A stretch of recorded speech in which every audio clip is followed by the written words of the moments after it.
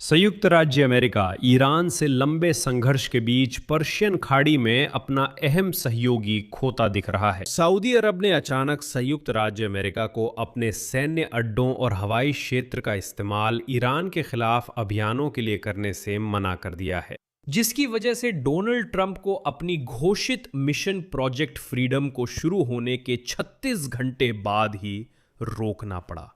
मैं समझाता हूं। प्रोजेक्ट फ्रीडम को डोनाल्ड ट्रंप ने एक ऑपरेशन के रूप में पेश किया था, जिसका उद्देश्य अमेरिकी नौसेना की मदद से जहाजों को ईरानी नाकेबंदी के बीच हरमुज जलडमरू मध्य से सुरक्षित गुजरना था। साथ ही यह भी साबित हो गया कि अमेरिका के बिना भी जहाजों का गुजरना संभव है।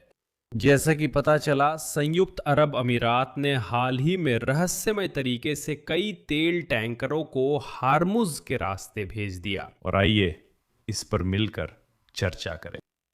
मेरा नाम अलेक्से पेची है। आइए इस पर मिलकर चर्चा करें। लेकिन शुरू करने से पहले मैं आपसे अनुरोध करता हूं कि इस चैनल को सब्सक्राइब करें, इस एपिसोड को लाइक करें और इस वीडियो के नीचे कोई भी अपनी टिप्पणी लिखें। यह YouTube पर कंटेंट को आगे बढ़ाने में बहुत मदद करता है, इसके लिए मैं आभारी रहूंगा।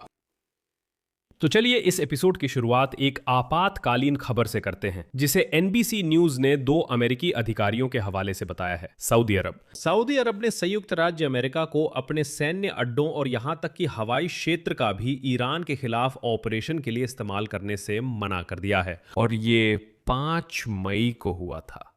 जैसा कि पता चला, यही वजह थी कि डोनाल्ड ट्रंप को अपनी घोषित ऑपरेशन प्रोजेक्ट फ्रीडम को शुरू होने के सिर्फ 36 घंटे बाद ही तुरंत आपातकालीन रूप से रोकना पड़ा। प्रोजेक्ट फ्रीडम को ट्रंप ने एक ऑपरेशन बताया था, जिसमें अमेरिकी सेना व्यापारिक जहाजों और टैंकरों को हार्मुज जलडमरू मध्य से सुरक्षित ले जाकर ईरान से बचाएगी। हालांकि खुद डोनाल्ड ट्रंप ने बाद में यह दावा किया कि उन्होंने यह ऑपरेशन इसलिए रोका क्योंकि पाकिस्तान और कुछ अन्य अनाम देशों ने उनसे ऐसा करने का अनुरोध किया था। कहा गया, डोनाल्ड ट्रंप कृपया ऑपरेशन रोकिए, इसकी जरूरत नहीं है। व्यापारिक जहाजों को हार्मुज जलडमरू मध्य से मत ले जाइए, क्योंकि अब ईरान के साथ सफल वार्ताओं का नया अध्याय शुरू हो रहा है। और अब NBC न्यूज चैनल के अनुसार डोनाल्ड ट्रंप ने अचानक रविवार दोपहर को सोशल मीडिया पर प्रोजेक्ट स्वतंत्रता की शुरुआत की घोषणा कर दी, जिससे उन्होंने पर्शियन गल्फ में अमेरिका के सहयोगियों को चौंका दिया और सऊदी अरब में खुलकर नाराजगी पैदा कर दी। वहां के अधिकारियों ने कहा कि अब उन्हें सच में तंग आ गया है कि डोनाल्ड ट्रंप बार बार उन्हें खतरे में डालते हैं और उन्हें पहले से कोई चेतावनी भी नहीं देते, और तो और वे अपने सहयोगियों से सलाह मशविरा भी नहीं करते। उन्होंने खुद ही तय किया कि मैं ऑपरेशन करूंगा, सहयोगियों की परवाह नहीं की।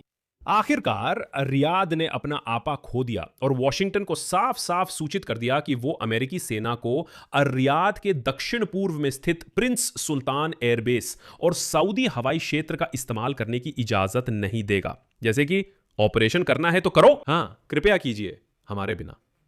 अब इन खेलों से काफी हो गया। वैसे बताया गया था कि यहां तक कि इजराइल को भी ट्रंप के ऑपरेशन चलाने की योजनाओं के बारे में पता नहीं था, और तो और अमेरिका ईरान के साथ सिर्फ औपचारिक रूप से युद्ध समाप्त करने के लिए बातचीत कर रहा है, यह भी उसे नहीं पता था। इसके बारे में मैंने पिछले एपिसोड में विस्तार से बताया था कि मैं इसे औपचारिक क्यों कहता हूं, क्यों मैं कहता हूं कि यह सिर्फ एक अस्थायी समझौता है ताकि स्थिति को थोड़ा ठंडा किया जा सके। मैंने ये बातें पिछले एपिसोड में इसी चैनल पर बताई थी, अगर नहीं देखा तो जरूर देखें। और जैसा कि NBC के सूत्रों का कहना है, ट्रंप और युवराज मोहम्मद बिन सलमान के बीच फोन पर हुई बातचीत से इस मुद्दे का समाधान नहीं हो सका। बिन सलमान ने कहा, अब आप हमारे हवाई क्षेत्र व ठिकानों का इस्तेमाल नहीं कर सकते, इसलिए अमेरिका के राष्ट्रपति ने प्रोजेक्ट स्वतंत्रता रोक दिया। अमेरिका के अन्य करीबी सहयोगी इस ऑपरेशन के लिए पहले से तैयार नहीं थे। ट्रंप ने कतर के नेतृत्व से मिशन शुरू होने के बाद ही संपर्क किया और उन्हें बस सूचित किया गया। NBC के एक मध्य पूर्वी राजनयिक स्रोत ने बताया कि अमेरिका ने फ्रीडम प्रोजेक्ट का समन्वय ओमान के साथ नहीं किया। फिर ट्रंप की सोशल मीडिया पोस्ट से पहले व्हाइट हाउस ने कहा कि क्षेत्रीय सहयोगियों को पहले ही सूचित किया गया था, लेकिन सऊदी अरब में ऐसा कदम बहुत कुछ बताता है। संयुक्त राज्य अमेरिका मुख्य रूप से विमानन बलों पर निर्भर है, सऊदी अरब के प्रिंस सुल्तान बेस पर। लड़ाकू विमान, टैंकर विमान और वायु रक्षा प्रणालियां। रियाद इससे पहले हमेशा ईरान के खिलाफ युद्ध के लिए बेस का इस्तेमाल करने की अनुमति देता था, साथ ही विमानों के लिए हवाई गलियारा भी प्रदान करता था। सैन्य विमान प्रोजेक्ट फ्रीडम को लागू करने के लिए बेहद जरूरी थे, क्योंकि उन्हें जहाजों, व्यापारिक जहाजों और टैंकरों को हवाई सुरक्षा प्रदान करनी थी। इसी पर दांव लगाया गया था। और जब सऊदी अरब ने कहा नहीं, हवाई क्षेत्र बंद है और विमान उड़ान नहीं भरेंगे, ट्रंप ने तुरंत कहा ठीक है, हम इसे स्थगित करते हैं। ट्रंप प्रशासन ईरान से युद्ध का राजनयिक समाधान तलाश रहा है और ईरान के विदेश मंत्रालय के प्रवक्ता इस्माइल बगाई ने कहा कि तेहरान अमेरिका के नए शांति प्रस्ताव का अध्ययन कर रहा है। ट्रंप ने बुधवार को सोशल मीडिया पर कहा, युद्ध वही खत्म हो सकता है अगर ईरान वो देने पर राजी हो जाए जिस पर वो पहले ही सहमत हो चुका है।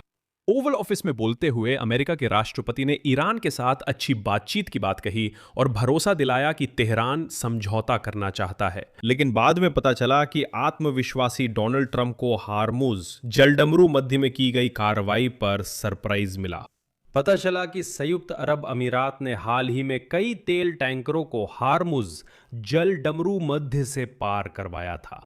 ईरान के हमलों से बचने के लिए जहाजों के ट्रांसपोंडर जो लोकेशन भेजते थे बंद कर दिए गए। पर्शियन गल्फ के कई देश जैसे इराक, कुवैत और कतर या तो निर्यात बंद कर चुके हैं, खरीदारों को आकर्षित करने के लिए दाम काफी घटा चुके हैं, या सऊदी अरब की तरह सिर्फ लाल सागर से तेल भेज रहे हैं। लेकिन अमीरात ने जोखिम लेने का फैसला किया।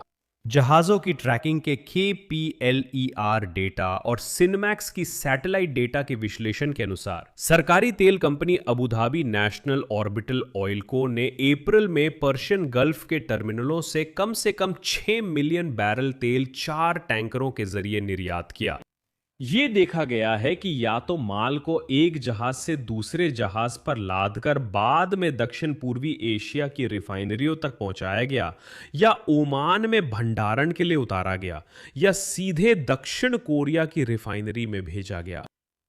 और इन्हीं टैंकरों में से एक जो दक्षिण कोरिया जा रहा था, आखिरकार ईरान की गोलीबारी का शिकार हो गया। उस समय जब संयुक्त राज्य अमेरिका ने जलडमरू मध्य को खोलने के लिए अपना अभियान शुरू किया और माफ कीजिए, ईरान का अनावश्यक ध्यान आकर्षित किया। यानी फिर से अमीरात जलडमरू मध्य से निकलने में सफल थे। ट्रंप ने ऑपरेशन घोषित करने को कहा, लेकिन अमीरात टैंकर चलाते रहे और जब ट्रंप ने ध्यान आकर्षित किया तो उसी टैंकर पर हमला हुआ। आखिरकार अमीरात पर इसके बाद ईरान ने जबरदस्त हमला किया, जिसे शायद समझ आ गया था कि उसके साथ धोखा हो रहा है।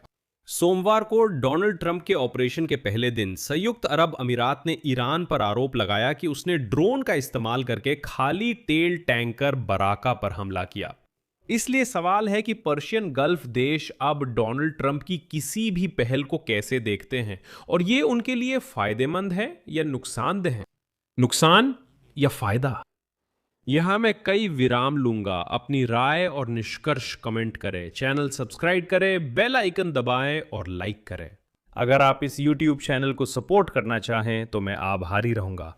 आप किसी भी डोनेशन लिंक या डिटेल से ऐसा कर सकते हैं। डिस्क्रिप्शन से सुविधाजनक तरीका चुनें या स्क्रीन पर दिख रहे QR कोड स्कैन करें।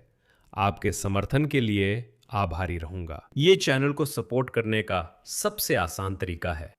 और मेरे टेलीग्राम चैनल पेचिए न्यूज़ को सब्सक्राइब करें। इसका लिंक भी इस वीडियो के डिस्क्रिप्शन में है। बस इतना ही। अपना ख्याल रखें। सबको अलविदा।